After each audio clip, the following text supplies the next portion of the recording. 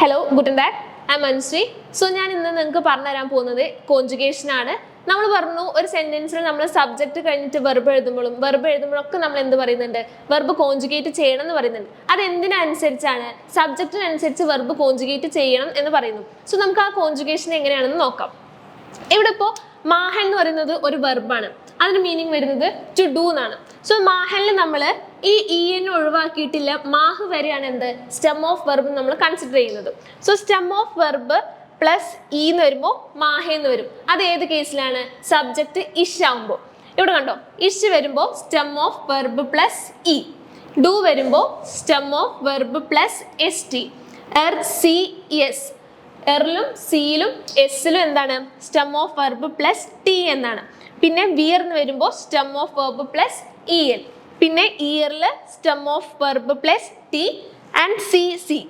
Stem of verb plus EL. Ini Mahan Ish stem of verb plus E. This is stem of verb. Mahan stem of verb. So, Mahin E add. Ish Mahe. Do marked. RCS marked. Wear Mahen. Ear marked. CC Mahen. This regular verbs conjugation. So, we regular verbs exceptional cases. That's one case. Stem of verb end in S, Z or its. In these three letters, stem of verb end do in the conjugation change. That's do in normal conjugation ST. That's ST T. Now, tansen to dance meaning. This stem of verb dance is stem of verb. Stem of verb end in Z. So, ish stem of verb plus E. Here no change do will change. So, ish dance. Do danced, CS danced, wear danced, ear danced, CC danced. Everyone, ഇവിടെ മാത്രമേ എന്ത് വരുന്നുള്ളൂ change വരുന്നുള്ളൂ. So നമുക്ക് അടുത്ത case നോക്കാം. ഈ കേസിൽ എങ്ങനെയാണ് stem of verb end in D അല്ലെങ്കിൽ ടി. ഇപ്പോൾ ഇവിടെ ആർബൈറ്റൻ ആണ്. ഈ ആർബൈറ്റൻ എന്ന് പറയുന്ന വെർബ് ഏതാണ് ഇതിൽ സ്റ്റെം ഓഫ് വെർബ്? ഇവിടെ നമ്മൾ നോക്കുകയാണെങ്കിൽ ആർബൈറ്റ് വരെയാണ് എന്ത് ഇതിന്റെ സ്റ്റെം ഓഫ് വെർബ് വരുന്നത്. എന്താണ് stem of verb end in D and T ആണ്. സോ ഡി ആൻഡ് ടിയിലെ സ്റ്റെം ഓഫ് വെർബ് എൻഡ് ചെയ്യുകയാണെങ്കിൽ ഡൂയിലും എർലും സി എസ് ഇയർ ഈ നാലെണ്ണത്തിലും എന്താണ് ചേഞ്ചസ് വരും. ഡൂയില് എന്താണ് എസ് ടി മാറിയിട്ട് എന്താവും ഇ എസ് ടി ആയിരിക്കും. പിന്നെ സി എസിലും ഇയറിലും എന്താണ് നമ്മൾ ടി ആണ് യൂസ് ചെയ്തിരുന്നത്.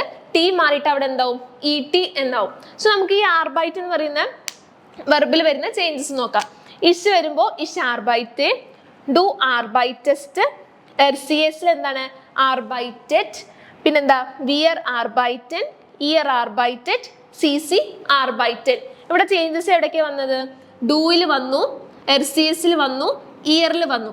ഈ മൂന്ന് കേസിലും എന്താണ് ചേഞ്ചസ് വരുന്നുണ്ട്. സോ നമ്മൾ ഇന്ന് നോക്കിയത് റെഗുലർ വേർബ്സിന്റെ കോൺജുഗേഷൻ ആണ്.